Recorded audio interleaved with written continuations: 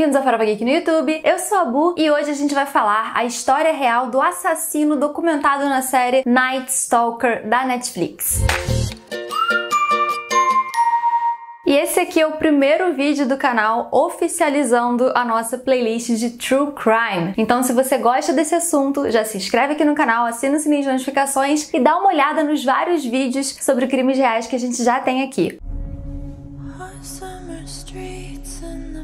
O grande apelo da história do Night Stalker e o motivo por ele ter sido tão difícil de ser encontrado, de ser pego, além dos vários erros que a polícia cometeu que a gente vai falar mais pra frente, é porque, diferente de todos os outros serial killers da época ou já documentados, o Night Stalker, que em português em tradução livre seria o perseguidor noturno, ele não tinha um perfil de vítimas bem definido, ele não tinha um modus operandi bem definido, ele não tinha na verdade nada bem definido.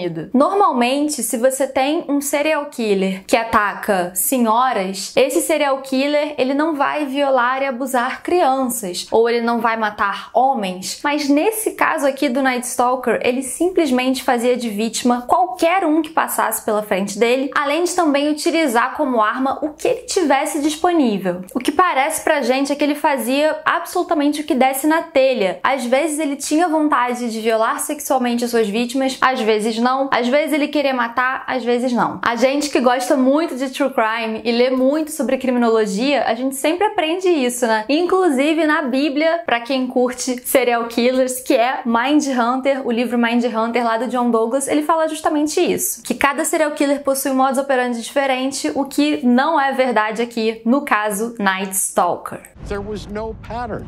Anyone could be a victim. A série da Netflix, ela vai focar no trabalho da polícia e na ira da população no geral com relação ao Night Stalker. E ela foca bem especificamente nos dois policiais que na época ficaram encarregados do caso. A dupla Gil Carillo, que fala que ele era meio que das ruas, que quase que entrou no mau caminho. Ele próprio fala que ele foi um adolescente problemático e ele quase se juntou a uma gangue, até que a família dele mandou ele se alistar no exército para fugir um pouco disso. E o Frank Salerno, que na época do Night Stalker ele já era super famoso porque ele ajudou a prender o Hillside Strangler, um serial killer que estrangulava suas vítimas e que atuou na década de 80 na Califórnia. E o Night Stalker ele atuou entre junho de 1984 e agosto de 1985. Só que a série ela foca muito mais na segunda onda de assassinatos dele, entre março de 85 a agosto de 85. Mais pra frente no vídeo a gente vai analisar a vida do assassino, do momento que ele nasceu e tentar entender um pouquinho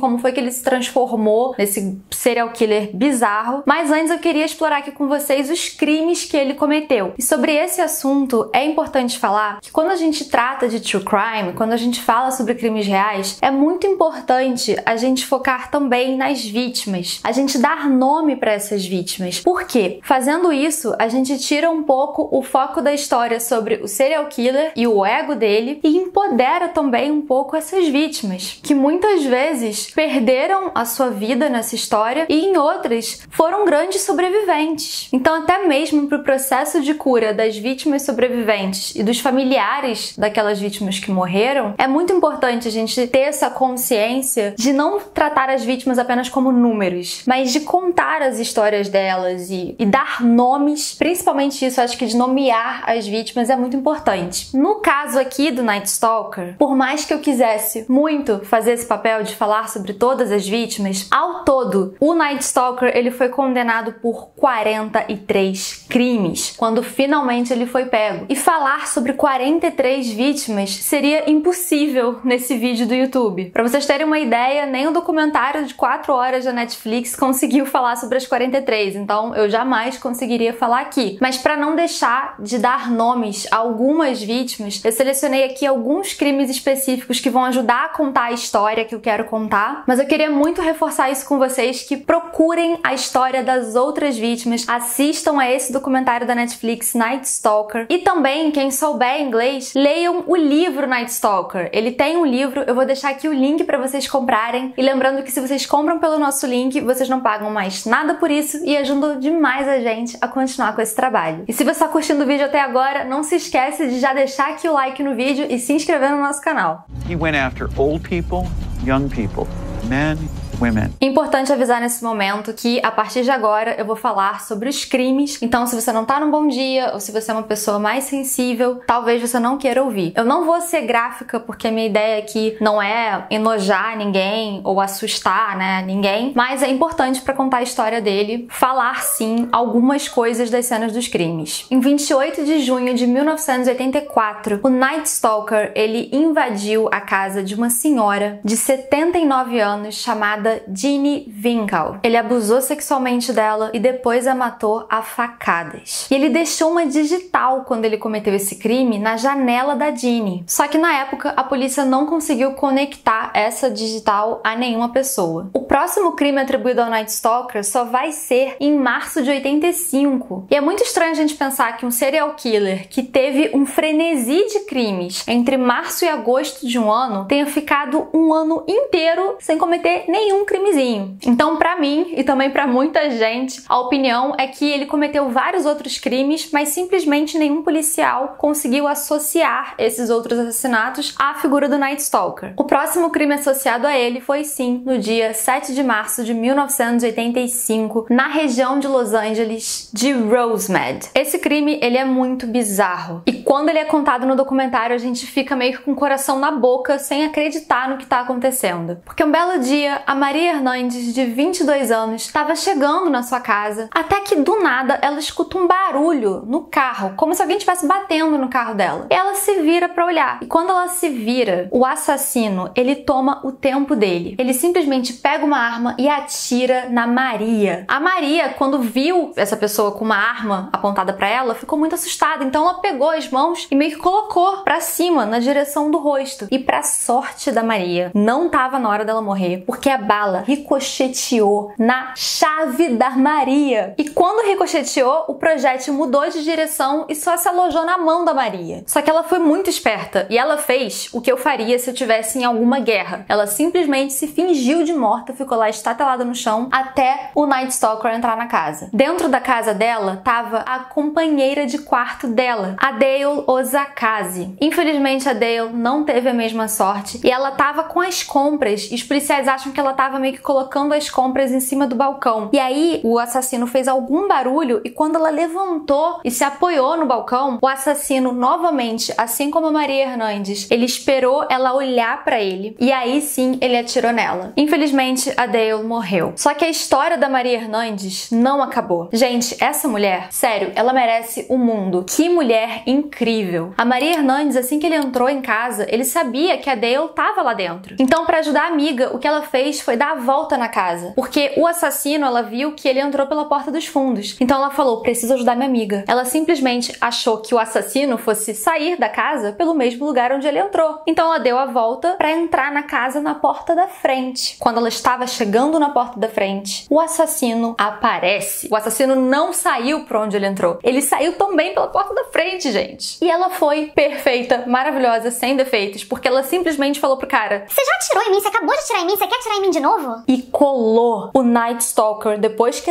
ela falou isso, eu acho que ele ficou como eu ficaria, tipo, sem reação nenhuma. E ele simplesmente, então, passou por ela e foi embora andando. Não, ele não correu. Levou o tempo dele, nem aí pra ela, e só foi andando. Esse caso eu tô contando porque, além de ser extremamente chocante, foi muito importante pra polícia, porque a Maria Hernandes, ela foi uma enorme testemunha contra o Night Stalker e ajudou a identificar ele mais pra frente no julgamento. Além disso, nessa cena do crime, o Night Stalker deixou um boné do AC/DC, que foi um boné também que uma outra testemunha falou que já tinha visto o assassino usar em uma outra ocasião. Ah, e os tiros foram dados com uma arma calibre 22. Mais tarde, naquela mesma noite, o Night Stalker, ele parou o carro da Tia Lian Yu. E a Yu, ela não teve a mesma sorte da Maria Hernandes. Ele parou o carro dela, arrastou ela pra fora do carro e depois atirou nela com uma arma calibre 22. Isso foi em Monterey Park. Então é como se o assassino tivesse cometido os crimes lá na casa da Maria Hernandes e da Dale, tivesse passeando pela cidade falando, ah tá, vou cometer um outro crimezinho aqui porque ainda não fiquei satisfeito com o estrago que eu fiz lá na casa da Hernandes. Esse crime teve uma outra testemunha que ouviu gritos de uma mulher e assistiu o que estava acontecendo pela janela do segundo andar do apartamento dele. Então ele acabou ligando pra polícia. Novamente, essa também foi uma testemunha-chave lá no julgamento. Para esse crime também foi utilizada uma arma calibre 22. Existiram vários outros crimes depois desse, mas a gente vai pular para a noite de 20 de maio, quando o Night Stalker ele entrou na casa das irmãs Mabel Bell, de 83 anos, e Florence Lang, de 80. O Night Stalker ele invadiu a casa dessas duas senhorinhas, abusou sexualmente da Mabel Bell e bateu muito nelas com golpes de martelo. As autoridades acham que as vítimas demoraram 2 dias para serem encontradas, mas milagrosamente a Florence Lang estava viva, mas infelizmente a Mabel morreu. Esse crime especificamente, ele foi muito importante porque foi a primeira vez que o assassino desenhou pentagramas no crime. Ele desenhou um pentagrama na coxa da Mabel Bell e também na parede. E esses pentagramas passaram a ser de vez em quando a marca do assassino. Às vezes ele desenhava, às vezes ele não estava nem aí. Uma outra coisa importante sobre esse crime é que a gente percebe que o assassino mudou completamente o modus operandi dele. Ele continuava agindo, invadindo a casa das suas vítimas de madrugada. Só que, no caso da Maria Hernandes e da Dale, e da Yu, ele apenas matou as vítimas, ou tentou matar as vítimas. Aqui, no caso das senhorinhas, ele abusou sexualmente de uma delas e ele não usou uma arma calibre 22, ele usou um martelo. Então esse é um exemplo da versatilidade desse serial killer. Ele não estava nem um pouco interessado em ser colocado em uma caixinha, o que tornava ele muito mais difícil de ser pego. Ele veio invadir muitas outras casas depois dessa, mas eu vou pular novamente a história para falar a história da família Pan em São Francisco. Aqui a gente já tá no dia 18 de agosto, quando o Night Stalker ele entrou na casa de Peter Pan e Barbara Pan. O Peter era um contador de 66 anos e foi uma vítima de cara pro Night Stalker. Night Stalker entrou na casa deles, atirou na cabeça do Peter e o Peter morreu na hora. Com a Barbara ele também atirou na cabeça dela, mas ela sobreviveu, mas infelizmente com várias sequelas psicológicas, hoje em dia quase como se ela tivesse apenas uma sobrevida. Esse caso mostra um outro perfil do Night Stalker. Às vezes, quando ele entrava numa residência e tinha um homem, ele imediatamente matava o homem e às vezes violava a vítima mulher, às vezes não, às vezes só matava ela, às vezes violava e deixava ela viver, mas o homem não. O homem, normalmente, ele sempre matava. Paralelamente a todas essas histórias de assassinato, estavam rolando vários crimes contra crianças. Muitas crianças da região de Los Angeles estavam sendo sequestradas durante a noite, abusadas sexualmente e depois devolvidas. Elas eram devolvidas em algum lugar que tinha bastante gente e o abusador, ele orientava a criança a falar com algum adulto e pedir socorro. Isso, lógico, depois que ele já tivesse fugido. Essa, pra mim, inclusive, é uma das partes mais difíceis da gente ver no documentário, porque aparece uma sobrevivente do Night Stalker que foi abusada por ele quando ela tinha 6 anos de idade. Muito triste, gente. E, novamente, é muito difícil quando você tem um perfil de um serial killer que age de tantas formas diferentes, porque você não consegue associar que é o mesmo assassino. O Gil Carillo, no documentário, ele fala que ele já tinha achado que era sim o mesmo assassino, mas ninguém acreditava nele, porque isso era incrivelmente incomum. Todos os estudos que se faziam de análise de perfil de serial killer sempre mostravam isso. Os serial killers, eles possuem um perfil de vítima muito específico e um modus operandi muito específico. Se o cara tá sequestrando crianças e abusando delas e depois devolvendo elas e não matando, ele sequer é um serial killer. Que relação esse crime vai ter com vários assassinatos? O Gil, ele já achou que tinha, mas ninguém acreditou nele, até que foi encontrada uma pegada perto da área de onde uma criança abusada foi encontrada. E essa pegada era justamente idêntica à pegada que o Night Stalker já tinha deixado em várias outras cenas dos assassinatos. Isso era o que a polícia estava precisando para acordar para a vida e associar então que essa pessoa era completamente fora da curva e fazia o inimaginável. Era como se fosse um camaleão que ia agindo, cometendo crimes sem nenhum tipo de conexão, sem nenhum tipo de relação um com o outro. Uma outra coisa que difere muito essa história dos outros documentários da Netflix são os erros absurdos e bizarros, tanto da polícia, quanto da mídia, quanto dos políticos envolvidos nesse caso. Um desses erros é quando o Night Stalker, ele tenta sequestrar uma mulher, só que dá errado. A mulher reage, ele se assusta e sai correndo no carro. Só que quando ele estava dirigindo o carro, depois dessa tentativa de sequestro, ele comete uma infração de trânsito e é parado por um policial. Aí esse policial tá fichando o cara e ele pede então para que ele saia do veículo e bote as mãos no carro. Enquanto isso, ele vai até a sua viatura para rodar a placa dele. Enquanto ele tá rodando rodando a placa dele, ele começa a ouvir no rádio que houve uma tentativa de sequestro. O Night Stalker ouve isso que tá rolando no rádio e percebe, o cara vai saber que sou eu. O que ele faz? Ele mete o pé, mas não sem antes desenhar um pentagrama no vidro do carro. Ou seja, a polícia chegou muito perto de ter pego esse assassino antes dele sair cometendo tantos outros crimes. Um outro erro bizarro da polícia foi uma briga de ego entre jurisdições diferentes. Como ele cometeu muitos crimes em condados diferentes pela região de Los Angeles e aquele outro crime em São Francisco, várias polícias estavam envolvidas no caso. E aí começou uma briga de ego, em que uma polícia não queria muito liberar informação para outra polícia. E por causa disso, um dos carros que o Night Stalker usou, pertencente a uma das suas vítimas, ficou parado muito tempo no ferro velho. Só que esse carro estava cheio de impressão digital. Mas como ele ficou muito tempo parado lá no ferro velho, quando finalmente liberaram o carro para perícia, por causa do desgaste do tempo, as digitais não estavam mais disponíveis. Mas o que eles encontraram nesse carro foi o cartão de um dentista, como se o Night Stalker tivesse uma consulta com esse dentista. Ligaram pro consultório do cara e ele falou que sim, ele atendeu um paciente que tinha as descrições do Night Stalker. E ele compartilhou o raio-x dos dentes que ele fez com a polícia. O Gil, ele tinha um amigo dentista e quando ele mostrou o raio-x pra esse amigo, o amigo falou: olha, esse cara vai voltar. Ele vai voltar nesse dentista porque os dentes dele, um dente dele tá muito podre e isso vai estar doendo horrores. Com essa informação de que ele era muito provável que voltasse pro consultório do dentista, a polícia deixou 2 policiais à paisana pra ficar até 10 horas da noite no consultório do cara. Só que foi passando tempo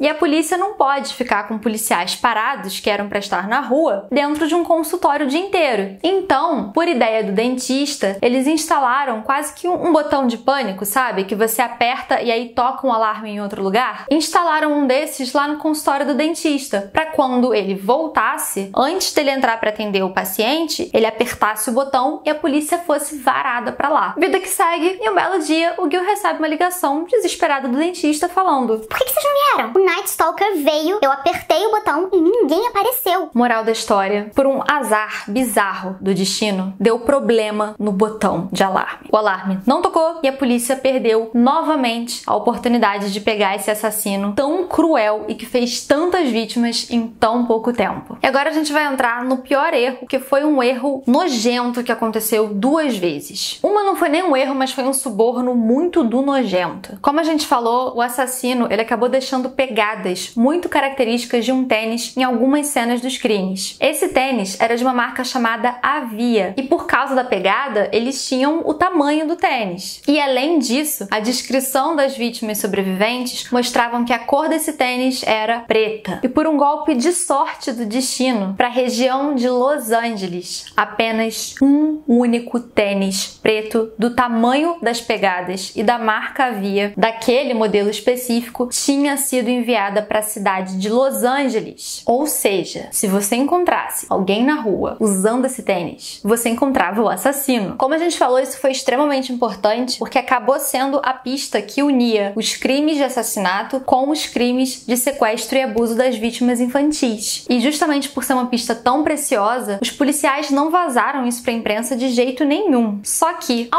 algum policial vazou isso para um canal de televisão. E aí o que esse canal fez, gente? Isso mostra assim a escória da humanidade. Esse jornal estava tão mais preocupado em vender a notícia do que em pegar o assassino, que eles começaram a subornar a polícia, querendo saber que informação a polícia dava em troca para eles não imprimirem essa informação. Isso era extremamente crucial porque se o assassino soubesse das pegadas, ele ia descartar o tênis. Ele não ia mais cometer esse erro. E foi assim que esse canal de televisão conseguiu uma entrevista exclusiva com o Gil e o Frank. Foi a moeda que eles receberam para não publicar a informação do tênis. A gente sabe que a mídia, ela pode ser muito utilizada para o bem, mas esse tipo de comportamento, assim, me dá um nojo. É surreal que alguém esteja mais preocupado em vender a notícia, em ficar rico, mesmo que isso venha às custas de você continuar com o assassino solto na rua. Mas infelizmente, a prefeita de São Francisco fez o que a mídia acabou não fazendo. Depois do assassinato do Peter Pan e da tentativa de assassinato da mulher dele, a prefeita de São Francisco resolveu fazer uma conferência de imprensa na qual ela falou para a televisão e para todo mundo ouvir ouvir tudo do caso e muitas informações confidenciais, incluindo o calibre 22 da arma que o assassino usava e os tênis da marca Avia. Isso depois de um momento que o serial killer já tinha mostrado para a polícia que ele estava de olho nas notícias, porque para uma das vítimas sobreviventes ele falou: "Eu sou o Night Stalker". Então ele já estava ligado até no próprio apelido que a mídia tinha dado para ele. E óbvio que depois disso ele mudou a arma dele e ele descartou esse tênis Avia. Não foi por causa da pegada que eles pegaram o assassino, mas um informante da polícia acabou desvendando o nome do assassino, que é o Richard Ramirez. Uma outra parte muito bizarra do documentário é que o policial que conseguiu extrair essa informação do informante, ele fala com muito orgulho e de uma forma muito feliz que ele ia meter a porrada no cara, e aí quando ele tava com o pulso quase chegando perto da cara do informante, que o informante falou: Não, pera, é o Richard Ramirez, esse é o nome dele. E eu acho isso muito surreal. A polícia não tendo vergonha nenhuma de mostrar que ia violar todos os direitos do cara, que nem era o criminoso, ele era o informante da polícia, pra conseguir extrair algum tipo de informação. Tipo, eles nem tentam esconder que eles estão fazendo uma coisa errada. Pelo contrário, eles se orgulham dela. E quando ele revelou esse nome, como ele tinha uma ficha criminal, a foto dele estava impressa em todos os jornais da região. A polícia de Los Angeles foi muito contra essa tática, e eu também acho que eu teria sido contra sim, porque o assassino já provou que ele vê os jornais. Se ele visse a cara dele estampada, ele iria embora. Só que, por um golpe do destino, isso até acabou sendo útil. Por quê? O Richard Ramirez, ele estava viajando na época. Então, quando ele voltou para a cidade e ele entrou no ônibus, as pessoas que estavam no ônibus com ele estavam lendo o jornal e repararam nele. Ele tentou fugir, mas ele acabou sendo encurralado pela própria população de um bairro de Los Angeles. E se a população só tivesse encurralado ele, isso seria muito legal e mostraria o poder da coletividade. Só que ela não fez somente isso. Começou um linchamento do Richard Ramirez. Foi algo tão violento, pegavam barras de metal e começaram a bater na cabeça dele, que quando a polícia chegou, ele falou: "Graças a Deus que vocês chegaram". Porque ele sabia que ele ia morrer ali. E aí, novamente, a gente vê o frenesi que a mídia faz e que as pessoas fazem quando acontece esse tipo de crime. E é muito louco, porque é lógico que ele tem que pagar, mas ele tem que pagar seguindo os trâmites legais. E a gente tá falando de um país que pode a pena de morte. Então não é como se ele não fosse pagar pelos crimes dele. Agora, você não pode aplaudir o linchamento de uma pessoa. E foi exatamente isso que não só a mídia, mas a própria polícia ficou falando em entrevistas. No dia seguinte, era todo mundo elogiando a população, que por um trabalho coletivo bateu, meteu a porrada, encurralou esse serial killer que tanto assolava a região. Pra mim, isso foi difícil de assistir. Me causa muito desconforto você ficar aplaudindo a violência sendo utilizada ali naquele momento pelas pessoas. Não dá pra fazer isso, né? Porque é muito fácil a gente bater palma pra esse tipo de situação quando é um cara que é um serial killer, matou várias pessoas, abusou de outras. E quando um inocente for colocado nessa situação? Se fosse você numa situação dessas, você gostaria de ser linchado? É muito perigoso a gente ficar tentando abrir exceções pra periculosidade das pessoas e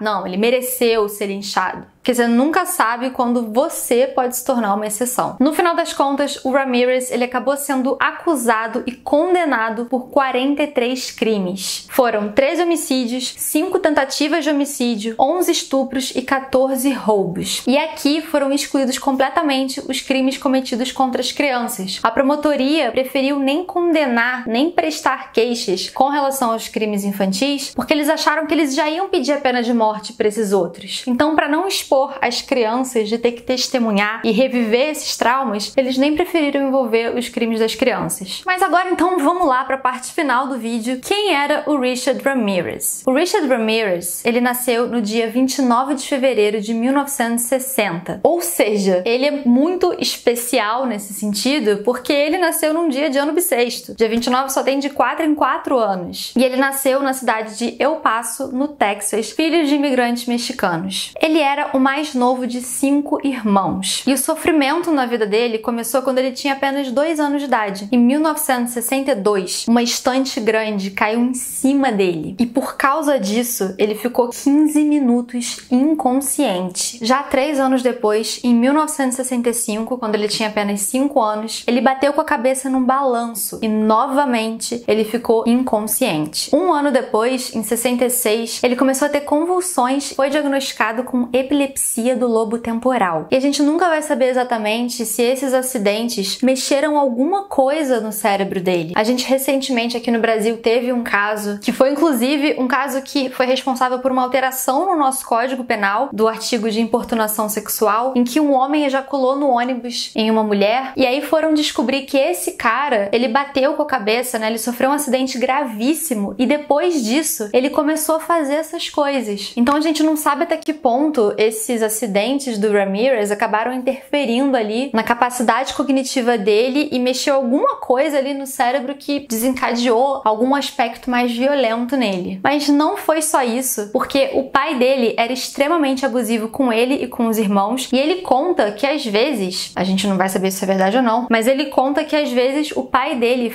ele amarrava ele numa cruz e fazia ele dormir no cemitério. E ele fala que a partir dos 10 anos de idade, ele começou a dormir ele próprio no cemitério de noite pra fugir do pai. E nessa época, quando ele tinha 10 anos, também foi quando ele começou a fumar maconha. E aos 12 anos, eu acho que foi quando houve a situação mais divisor de águas na vida dele. Ele começou a ficar muito próximo de um primo dele chamado Mike. O Mike, ele era um ex-combatente do Vietnã que ficava mostrando pro Ramirez fotos de mulheres em situações super degradantes. As fotos eram mulheres que ele falava que ele abusava sexualmente lá no Vietnã. Então, desde muito cedo, o Ramirez, ele teve um ídolo, um cara que era quem ele admirava muito, que mostrava pra ele basicamente um tutorial de como torturar e como violar sexualmente mulheres. E aí, no ano seguinte, aos 13 anos de idade, ele presencia o momento em que esse primo Mike mata a mulher com um tiro. E novamente, esse cara era o ídolo dele. Entre os seus 13 e 17 anos, o Ramirez, ele começou a se envolver com outras drogas até chegar na cocaína e na heroína. Ele largou o colégio, foi embora do Texas e decidiu viver morando na rua mesmo, lá em Los Angeles. Ele começou a cometer pequenos furtos, roubos, até que foi evoluindo na escala dos crimes e chegou no primeiro assassinato que é apontado como dele, como já o Night Stalker, lá em 84. O Richard Ramirez, ele tinha muito uma pose de durão, de adorador de Satã. E, gente, eu queria muito falar sobre esse tópico, mas o vídeo já tá enorme, então não vou conseguir me estender muito sobre esse assunto, mas é um assunto muito interessante, porque, assim, ele realmente era adorador de Satã, ou ele falava isso tipo o que o filho de Sam falava, né? Que botava a culpa dos assassinatos dele de um cachorro do vizinho que mandava ele matar. Pra ele, o satanismo era mais uma forma de amedrontar as pessoas, de mostrar pra todo mundo como ele era durão, como ele tinha um pacto com o diabo e tava todo mundo ferrado. Como eu falei, eu não vou me estender nisso, mas é só porque o satanismo,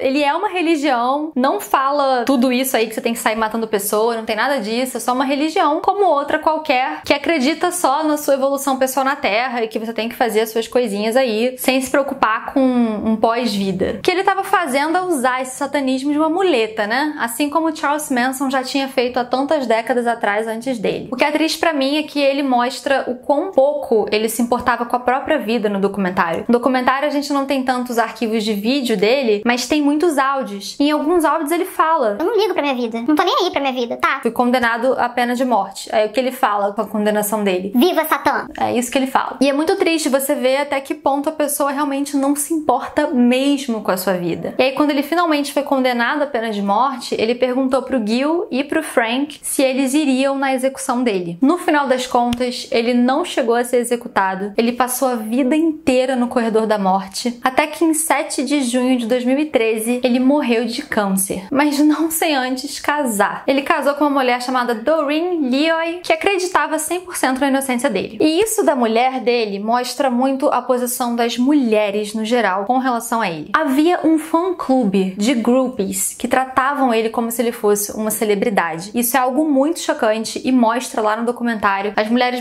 escreviam cartas pra ele, mandavam fotos nuas dela e incluindo uma jurada que ajudou a condenar ele na pena de morte. Como pode a mulher que condena o cara por 43 assassinatos depois começa a mandar foto pelada pro cara, falando que quer casar, quer fazer sexo com ele? Sério, o que as pessoas têm na cabeça? No documentário tem uma mulher lá que foi uma testemunha que viu ele com o boné do AC/DC, que se referia a essas mulheres como the dumbest bitches ever, que significa, numa tradução literal, as vadias mais burras da história. Não vou discordar de você não, realmente o que essas mulheres têm na cabeça eu não sei. Mas é isso, né? Eu acho que é tudo. É a mídia querendo fazer um frenesi do cara. E aí é como se ele tivesse realmente numa situação de um pedestal. É só foto dele, se ele faz uma gracinha, aparece na câmera. Esse culto à celebridade é tão grande que ele é válido, inclusive, se essa celebridade criada pela mídia é um serial killer. O que vocês acham disso? Comenta aqui embaixo o que vocês acham que passa pela cabeça dessas mulheres que idolatram um cara que viola e mata mulheres. Nada de novo por aqui, né? A gente já viu isso acontecendo com Ted Bundy e vários outros serial killers. Comenta aqui também o que você acha dessa nossa playlist de True Crime e o que você achou da quantidade de erros da polícia e da mídia nesse caso do Night Stalker. E lógico, já se inscreve aqui no canal e assina o sininho de notificações para não perder nenhum vídeo novo.